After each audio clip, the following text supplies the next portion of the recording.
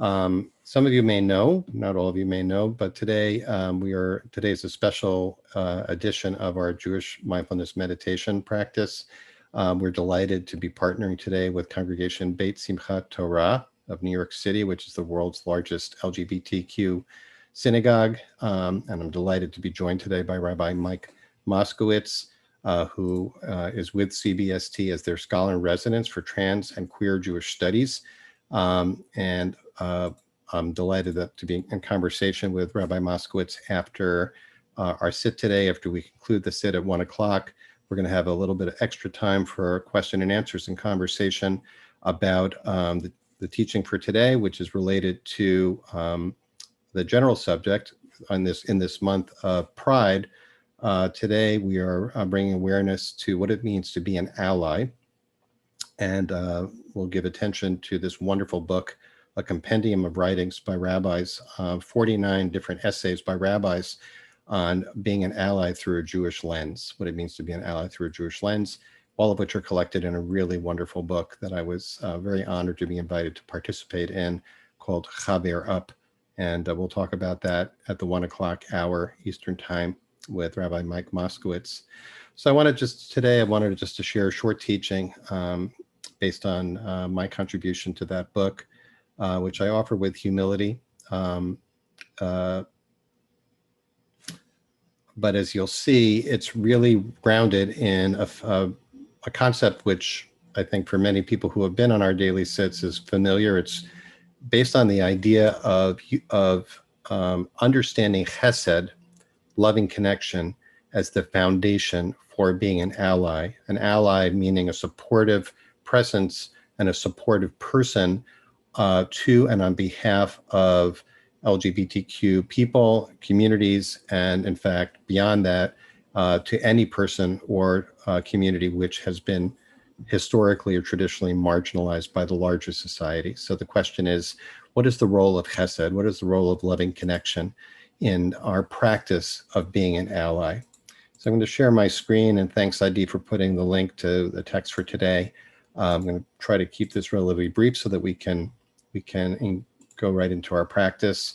And I want to invite you, as I share the text, to consider this part of the practice. And so even before we begin looking at the words on the screen, just take a moment to position yourself in your chair or your seat and remember your body. Remember that you're here, and bring some awareness to your breathing, to your presence.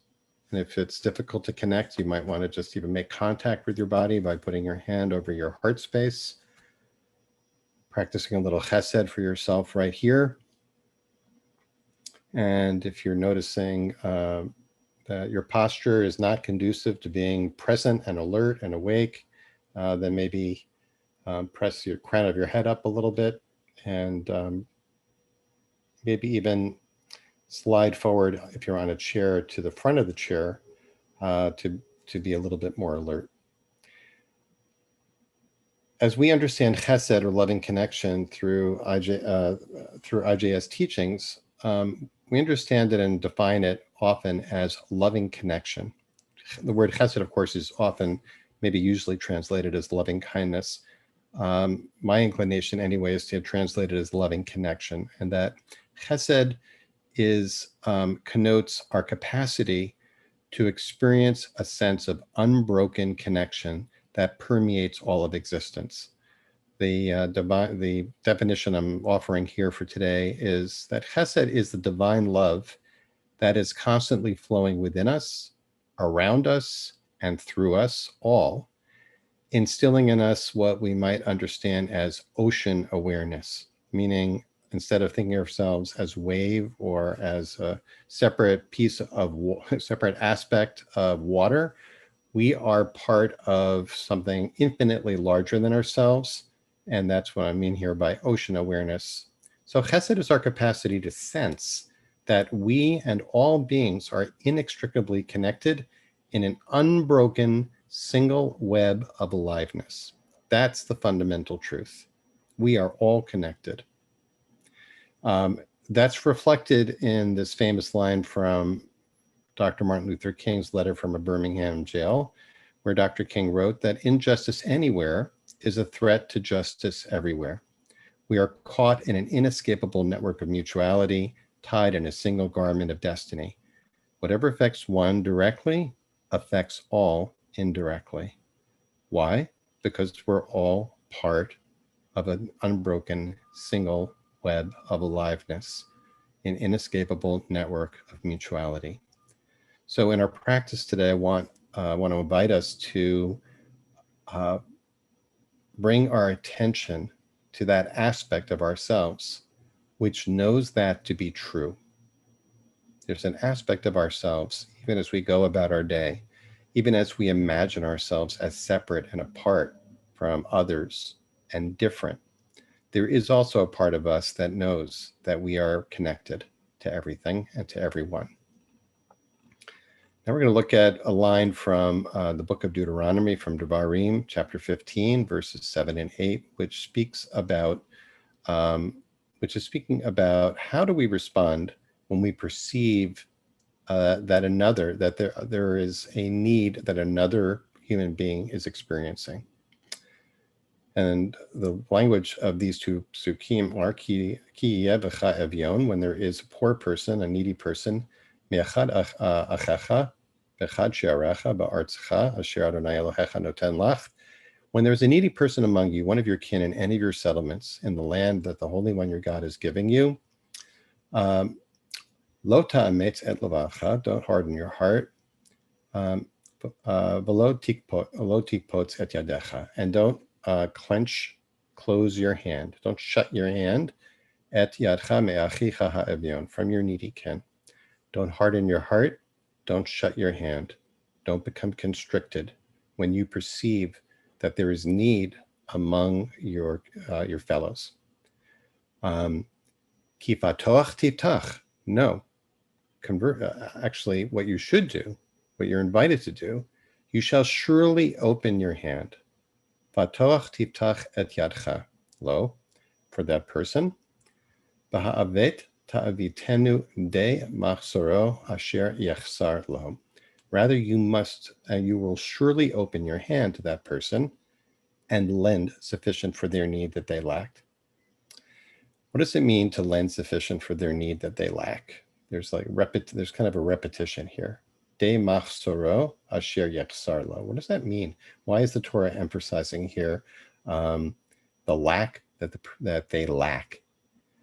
Rashi interprets each of these words. Says that lend here means that if the person in need does not want a gift, then lend them, give them a loan. In other words, do something. And again, right here we get the idea that that the key factor is not what you want to do by way of helping, it's what the recipient of that assistance, of that support, expresses as their need and as their want. If they don't want a gift, then offer a loan. And what does it mean to say sufficient for their need?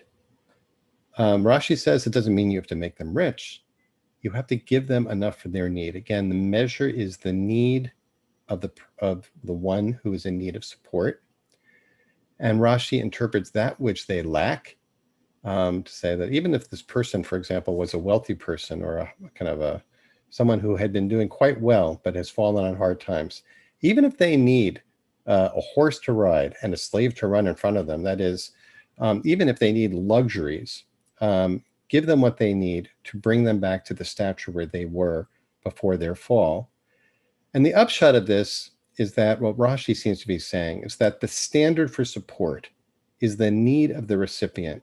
It's not what the lender perceives as the need of the recipient.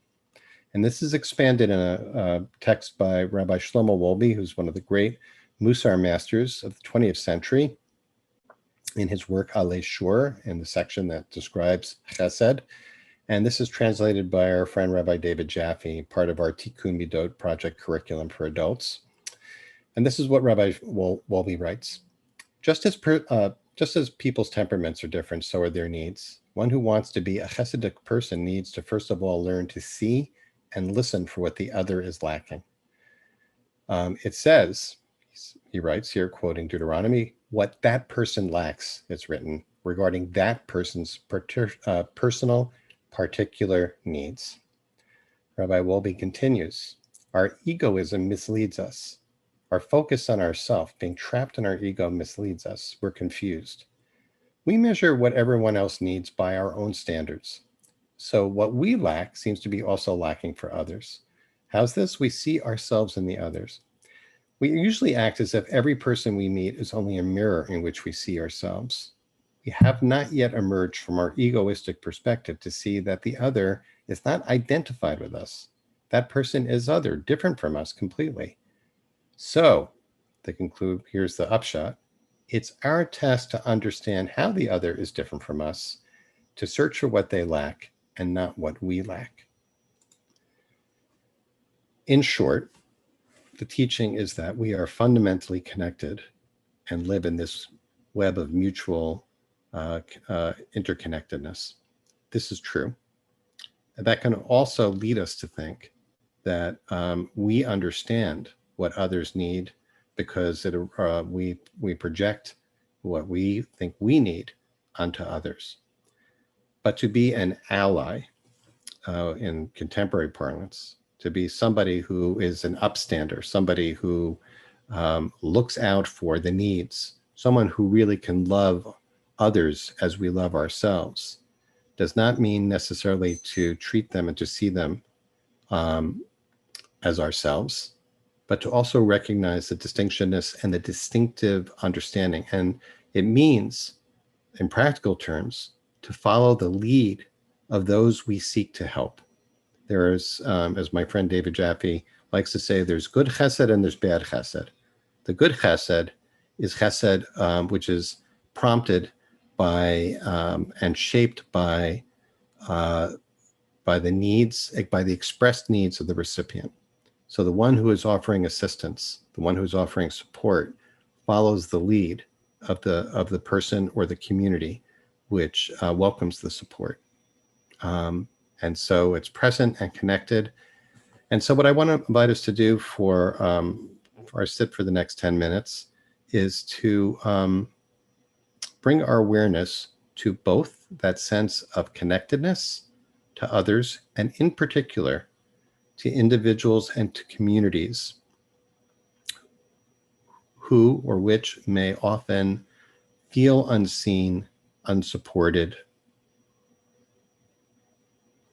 and to bring some humility to our connection and caring for that person or those people or the community or to each other in our lives.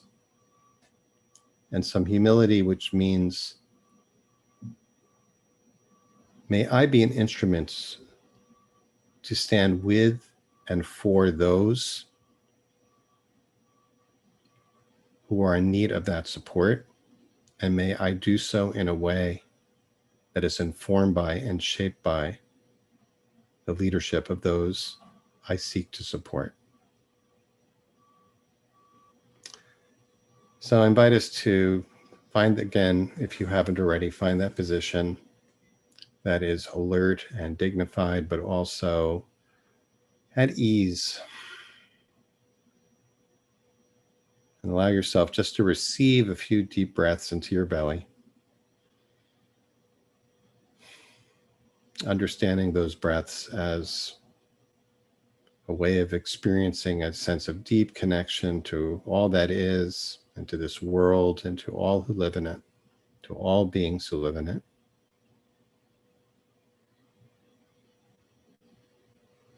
As an expression of that chesed.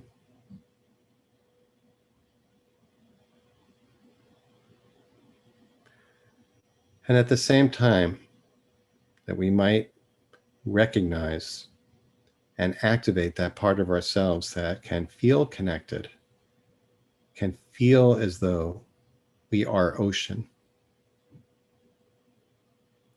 can also not only recognize, but celebrate and affirm the incredible diversity that is teeming within that oneness. We can honor the distinctive experience of every person and every aspect of that diversity that may be within us as well. All the different aspects of ourselves, all the different aspects of humankind.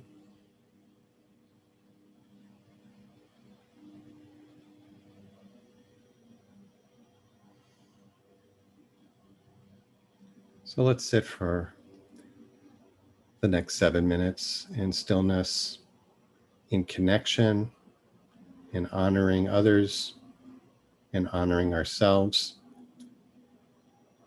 Just sitting with chesed.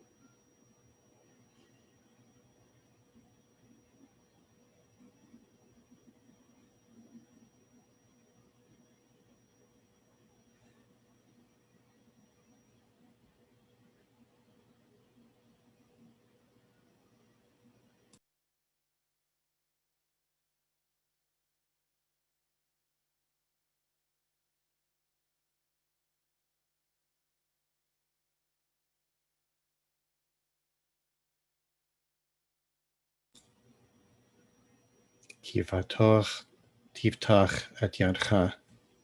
The last minute of our practice together, inviting you to bring awareness and attention to your hands. And if they're curled up or clenched in any way, just to unfurl them, open them, and notice the difference that makes. And if you're comfortable putting one of those hands, maybe the left hand over your heart space, and extending the other hand to those who are in need of support and love, offering that chesed from our own hearts to the hearts of all those in need of that support, that we might be vessels through which chesed, love, connection can flow and build a world truly based on that chesed, love.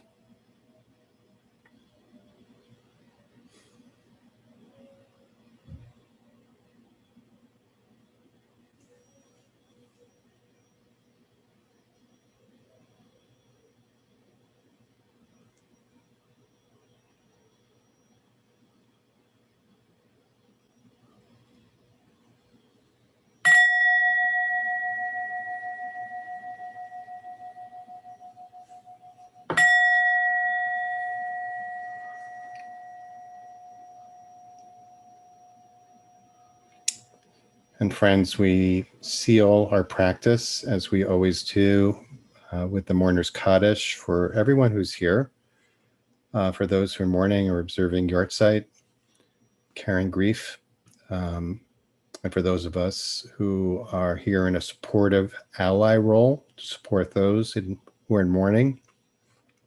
Invite those who wish to share names of those you're holding in your heart today in the chat box, either now or after we recite Kaddish. And I invite you to join me in rising in body or in spirit if you're in mourning or observing a Yartzeit, or if it's your custom to recite Kaddish, and join me.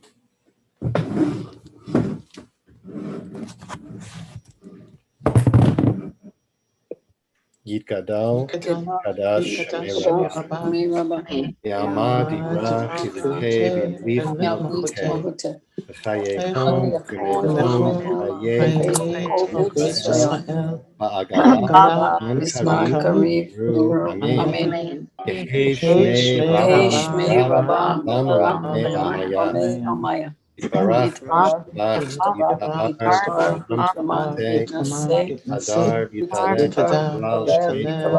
Shmei Kusha, Mikol Birchata,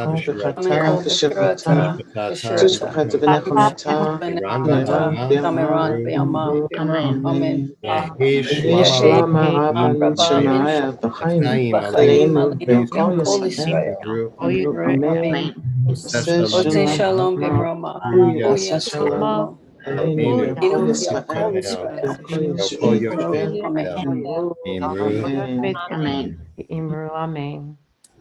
Carol Cohen. Friends, thank you so much, as always, for joining us today. We're looking forward to a full week of practice. In a moment, I'm looking forward very much to a conversation with Rabbi Marc of Congregation Beit Simchat Torah, and hope you'll stay on and join us for that. But for now, I want to thank Adi Stein, as always, for holding our space with skill and grace, and thank Dorian Goldman for sponsoring our practice today, and in fact, all week, in loving memory of Rabbi Rachel Cowan, Zichrona Livracha. May her memory be a blessing to our practice together. So for those of you who are leaving, we hope you'll join us tomorrow or some other time this week. And for those of you who are staying on, if you'd like to ask a question, please put it in the chat box.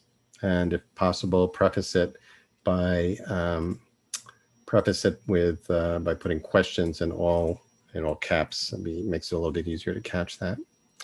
So I'm here with Rabbi Mike Moskowitz, who, as I mentioned at the get-go, is scholar in residence for trans and queer Jewish studies at Congregation Beit Simchat Torah, which is the world's largest LGBTQ synagogue and led by its senior rabbi, Rabbi Sharon Kleinbaum, a dear friend. And actually, so Rabbi Moskowitz with Rabbi Kleinbaum are the co-editors of this volume, Chaver Up. I'll put the link to that in the chat in a moment. But I just think it's a great opportunity, first of all, for people to meet you, Mike, and to hear a little bit of your story.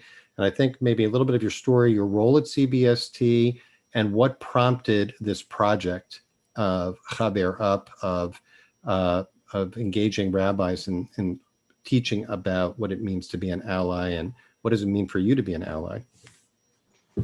First, thank you so much for the invitation and for the generous words, and also your beautiful teaching. It's very powerful, and I feel privileged to be here and share in this space with you. I first met Rabbi Kleinbaum about 3.5 years ago when we were both arrested together for civil disobedience in the back of a police wagon at DC over DACA, over immigration issues in the Senate Rotunda. And before that, I was a rabbi at the old Broadway synagogue. I was a rabbi at Columbia University, where somebody in my family had transitioned, and I had trans congregants and students, and really took a very vocal position that then kind of forced me to look for new work. So at the time that I met Rabbi Kleinbaum, I was actually working in a deli, and in Lakewood, New Jersey, which is where I studied in yeshiva. I learned in the Mir in Jerusalem, and in Lakewood, New Jersey, at the world's two largest yeshivas. And in the back of this police wagon, there were 5 male rabbis, a metal mechitza, a metal partition, and 5 female rabbis. And she asked, does anyone have any Torah to share? We're all in handcuffs, so it's a captive audience. And I had just written an article on gender and clothing. And so I shared those thoughts. And through the course of the afternoon, we got to schmooze a little bit. We were locked up for about 5 or 6 hours, and because of the generosity of CBST and Rabbi Kleinbaum and a couple of families in particular, they created a position for me as the scholar in residence for trans and queer Jewish studies. And being that I'm not trans nor am I queer, it's a little awkward. And allyship is honestly a little bit awkward because it's often predicated on the world being broken. If people weren't being dehumanized, others wouldn't need to stand up. So part of the motivation of this is to really try to channel and ride the wave of what we're seeing all over this country. That I think for most people, the awkwardness kept people silent. And we reached a tipping point recently in the last couple of years where it was actually more awkward to be silent than it was to say something. And so now it's an amazing opportunity to try to find new language, to kind of harness and to uncover within our tradition the wisdom of best practices of being an ally. I think that the word in our tradition for ally, and one of the things that's beautiful about this book, so there's 49, it's called Chaver Up, and there are 49 different rabbis from all of the different streams of Jewish leadership. One of the things that I think is so beautiful is that there are a lot of words for a lot of different people. There are a lot of lenses that people are able to kind of perceive allyship from their own heart. For me, I think that the Hebrew word for ally is the word chaver. Chaver, we translate as friend, which is one of the translations, but it really means to attach oneself. If something is attached to the ground, it's mechuba the karka. An author is a mechaber. They bridge ideas and words and put it to paper. And even in Hebrew grammar, the 6th letter, the vav, is the vav hachibor. It's the conjunction and. It connects this and that. And the vav hachibor actually gets its name from the vav yamishkan, the hooks. And the 6 letters, that vertical vav, which is actually literally looks like a hook, and its utility in the temple was to connect the pillars and the curtains. So really, allyship on some level is taking the resources of one and attaching it to the needs of another. On a deeper level, I think it's actually less about sharing the burden and more about eliminating it, standing somewhere so someone else doesn't have to. And this is, I think, one of the things that's also really been on my mind in preparation of this book, is that we talk a lot about creating safe spaces and then really even, kind of dismantling unsafe spaces. But I think the reckoning of allyship more broadly is, how did we ever allow this to become the reality, the dominant culture, that now we need to reboot the whole world because the whole world is broken. And so one of the things that I think a lot about is how do we make allyship less reactionary to a particular action of a breakdown in the system of human dignity, and more about promoting ideal spaces of how are we supposed to be in the world.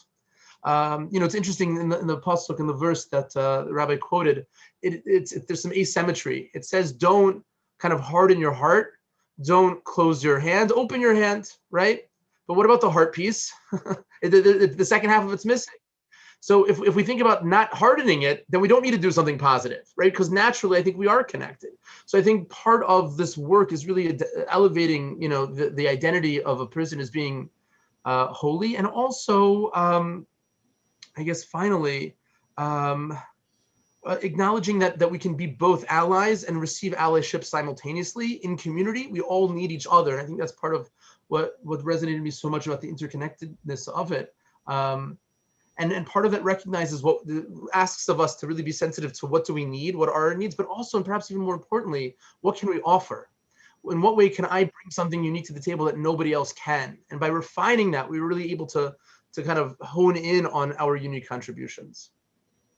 That's great. That's great. I mean, it's an incredible story, personal story, and also it's an incredibly rich teaching. When you said that this is awkward, I'm keeping an eye on the chat, and I'm going to see if I can distill some of the questions, but maybe also, you can if you're able to multitask and look, which I'm sure you can. When you said it's awkward, and you said, then you surprised me a little bit. You said it's awkward because the world is broken. I think that's what you said, right?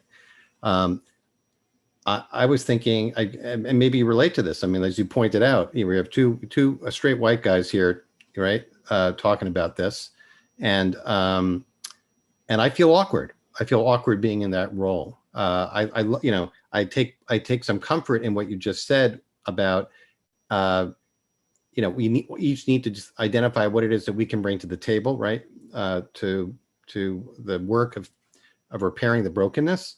And at the same time, the upside of the teaching is, as I can't remember who's just said it, I think Rona, that cultural competence means, in this regard, means that we become the student and the other becomes the teacher. And I guess that's another way of expressing what I was trying to offer today, which is that we're connected, and what I need to do is remember to be the student and not the teacher, even as I'm teaching, which is uncomfortable. It is uncomfortable. So I wanted to ask you about that too. And there's a bunch of questions also about it's Rashi's comment there is challenging about, people say what do you mean? If someone's rich and they become poor, a poor person has to make that person rich again? What's that about, right? And I too share that question. But what I like about the teaching is this idea that, really, go to any lengths to make sure that you try to put yourself in the position and listen to the real expressed needs of those in who you're ostensibly trying to support, even if it doesn't seem reasonable to you, right? Try it on for size, right? Be a little humble about your evaluation. Do they really need that? I don't know. I know what's better. I know what they need better. Yeah, these are wonderful, wonderful questions. So I guess the first thing just to mention is I have a website, RabbiMikeMoskowitz.com, that has a little more than 100 articles that I've written on the subject. And so I saw somebody asked about homosexuality in the Haredi world. So there's an article there about homosexuality. Homophobia is the true abomination, and reframing those verses. And for those who are looking for more scriptural analysis of the trans experience in halacha, there are articles there as well. And I think one of the perhaps both from my own experience, and also I think probably in the Aleph Beis of allyship, is the most important thing is to be able to listen, right? Because we're really good with our own experiences to some degree, but we're always not even aware of our own self, much less the needs of another.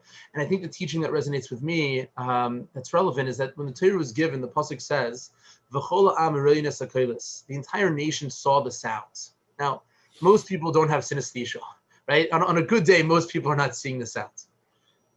If that is for you a good day, there's no judgment. I'm just saying that when the Torah was given, ostensibly it wasn't given for the majority of people, for the majority of experiences, by giving it over in such a way that really just speaks to like such a small fragment of society, it reinforces to us the Torah is not for the majority. The Torah is not for the privileged exclusively. The Torah is for everybody, even for experiences that we have no idea how to relate to. What does that mean to see the sounds? I don't even know what that means. When a person says, no, you don't understand, I'm not a girl, I'm a boy, I'm not a boy, I'm a girl.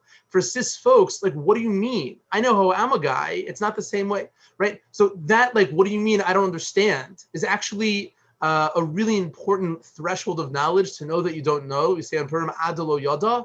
And for me personally, I think it was the most generative space to realize that I can't possibly understand the lived experience of another that's so different in these ways. And one of the ways in which systemic racism and oppression perpetuates itself is by creating these different castes and separations that reinforce to us that like they're just different. They live somewhere else, they go to different schools, they have different jobs, they have different ways of speaking, you can't relate to them. They're not human the way in which you are human. So nebuch, it's sad, but don't feel like you have to do something about it. You can't even relate. And one of the ways in which we need to kind of break that down is to recognize that all of this is about proximity, right? The pasuk says about Joseph and the brothers saw him from afar and sought to do him harm. From a distance, it's easier to dehumanize somebody than it is when it's up close and personal. So we have to make it up close and personal. And then the simplest way is that if we want to have a relationship with God as a parent, then we need to be able to love all of God's children as our siblings. And so then you want to know how to be in a healthy relationship to get to know them, right? It's a function of proximity. What do you need from me? And if we really love another like we love ourselves, then we don't even need to ask them because we're in relationship that we hear from them the way in which our own body is able to tell us what's working, what's not working. If we're in community with others, then we're also able to get in present tense feedback of what's working, what's not working. Shkoach. What's there is a question, just a tachless practical question. Like you mentioned the right, these essays. Where do people find that? Sure. I believe it's RabbiMikeMoskowitz.com. And there's a place for a book I wrote, Textual Activism, is I think the main cover. But at the top, there's a place that says articles. And if you click down, there's quite a lot of articles there. And also, I have, God willing, a new book coming out in the fall called Graceful Masculinity, looking for more positive framings of masculine attributes within our tradition, both in terms of trying to offer, again, something positive as a response to toxic masculinity, but also in the exploration of where gender really lies. It's much easier to acknowledge what's not real about gender than it is to kind of pinpoint like this is masculine, this is feminine in kind of in a social construction. So.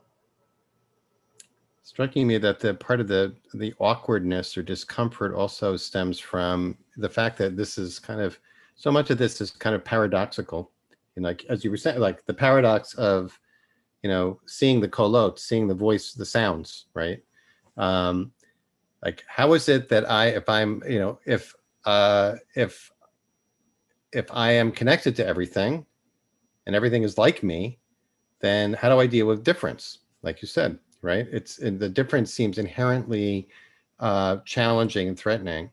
And that's why it occurred to me, like to offer that at the end of the sit, this idea of opening the hand and putting one of them on, on the heart and extending the other one as a way of manifesting that paradox, of connection and difference and vulnerability to the other, right? So like, how can I really, it's a question, how can I be of service? You tell me, how can I be of service? It's a great observation. I think it's a really, really, really deep Torah, that we are similar and different simultaneously. God says, Kadeshim tiyu ki kadesh ani. I want you to be holy because I'm holy. But the Svarim, the Bermaim Chaim, and others point out that the word kadosh is spelled differently by God and by us. One has a vav, one doesn't have a vav. Because our holiness is... tell us about the vav. Sure. So again, I think this is about the vav is very deep. The first letter of the Hebrew Bible, first of all, the sixth letter of the Hebrew alphabet, the letter vav, can be spelled three different ways. It can be spelled vav, vav. Every letter in the Hebrew alphabet can be spelled aleph, aleph, and pei. So the first letter of the Hebrew alphabet, beis, actually spells the word bias, house. That this world, right, the three lines that create the first letter of the Hebrew Bible, kind of create this entity of the world in which we live. But those three lines are actually three vavs. And the vav can be spelled three different ways: vav vav, vav aleph vav, or vav yud vav. for those who are into numerology and gematrias, so that either has Vav Vav is 12, corresponding to the 12 tribes. It's Vav Aleph Vav, the 13 for God and the love, or Vav Yud Vav for 22, the 22 letters of the Hebrew alphabet. So God, Torah, the Jewish people, the famous Zayir, that they're one. So there's great unity in all of that. However, obviously, every letter of the Hebrew alphabet is both connected to all of the other letters, right? It says Bereshis Bar Elokim Es. In the beginning, God created the Aleph and the Taf, the S, right? God said, and there was. The whole alphabet, right? The whole alphabet. Yeah, thank you. We have somebody at CBST who translates from the Ashkenaz. That's okay. Thank you. So when we think about being created in the image of God, when God doesn't have an image, that God has gendered attributes, but God doesn't have a body, that we have a tradition of gender-based spiritual practice. Our tradition teaches that we are all kind of unique blends of the same raw material. Two very quick points on that. One is that the Gemara says in Yumon Pevav, I believe, on Beis, that the power of repentance of the individual is so intense that when an individual repents, the entire generation is forgiven. That's what the Gemara says. And on the side of the Gemara, there's a commentary from Rabbi Kiva Eger, who's a big Talmudist, last 200 years. And he quotes actually from one of the earlier mystics. I think he quotes from the Ramak, but he might quote from the Ramak. I don't remember. But he says that when we say Kol Yisrael Ravim Zelazeh, that all of Israel is guarantors for another, but it also means that we're all Ariv mixed up. We're all mixed up in each other. So when one person repents, the portion of that soul, of each one of us that makes us unique, our unique contribution that exists in all of the other people that are alive at the same time, that aspect within them is forgiven. It's the same way that you can make Kiddush many times as long as somebody hasn't fulfilled their obligation, because as long as there's someone whose obligation hasn't been fulfilled, there's something deficient in you because their part within you is lacking. Right. Simultaneously, Hillel says in the Mishnah, if I'm not for myself, who will be for me? Because nobody else is me. And so we are all, as I see it, as unique blends, and I think on the gender spectrum as well. Some of us, to say one other teaching, and I so appreciate this space to be able to say these teachings, because in some places they're allergic to these teachings, so I appreciate very much the space. They're very welcome here, and they're beautiful. Thank you. The place that we see this kind of reunification of things coming together most revealed is, I think, the night of Passover. We know that that there's 4 levels, and the Torah was given over the parties: the Pshat, the Remez, the Drush, the Sod, the simple, the homiletic, the kind of the illusions, and the mystical. So on the night of Passover, there's no Pshat. The Pshat, the simple of matzah, is flour and water, but matzah is not flour and water. When you take away the Pshat, you're left with the same 3 letters that form the word Seder, order, but it's a reorganization, right? That normally it goes, if you can see it, Samech Daled Reish, it's normally Reish Daled Samech. Because when you take away the physical, finite, simple space of the Pshat, you can hold the complexities without tension. Matzah can be both the bread of affliction and the bread of liberation simultaneously without tension. Every single thing on the Seder plate, every aspect of the night of Passover holds these duplicate ideas. It's the salt water, there's something else to dip into, but it's the tears. It's the bitter herbs, but they're meant to be green. The charoses is the mortar, but it's meant to be sweet. Everything holds these things in competition, but there's no competition because below the surface. Right. So there's actually a way in which we are more complicated than God.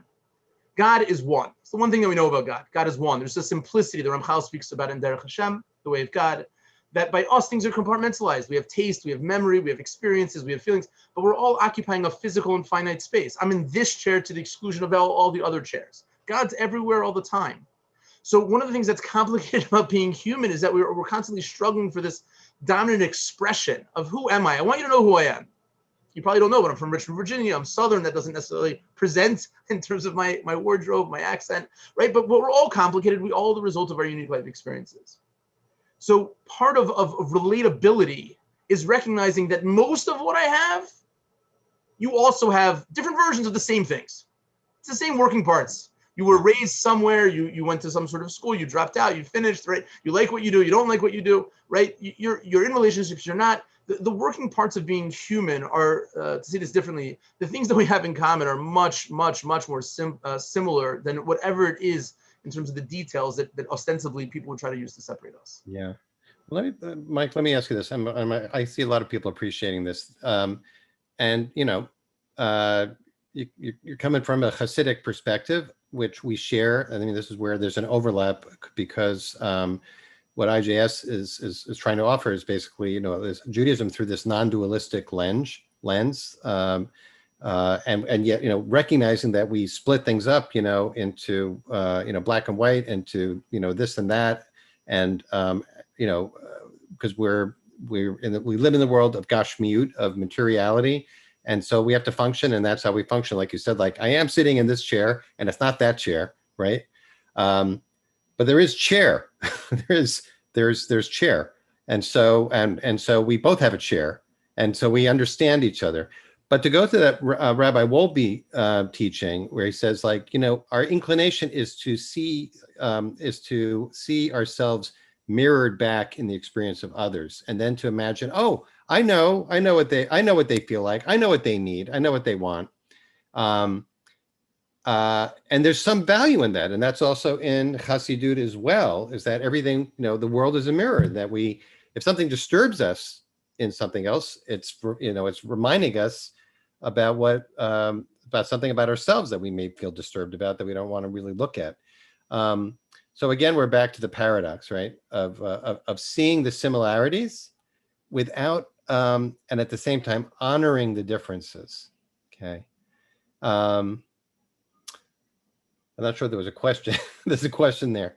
It's just, Yes. very much inspired by this beautiful, beautiful teaching that I see people are really appreciating. By the way, for people who are appreciating it, of course, one of the things that I love about the fact that we have a wonderful array of teachers is that we're happy to introduce you to these teachers and their communities and where they're from. So please avail yourself of Rabbi Moskowitz's resources on his website and the incredible resources on the CBST website, and avail yourself of the resources of CBST as a community. Of course, these days, shuls are not limited so much geographically anymore. So we're very, very happy to help people make those connections.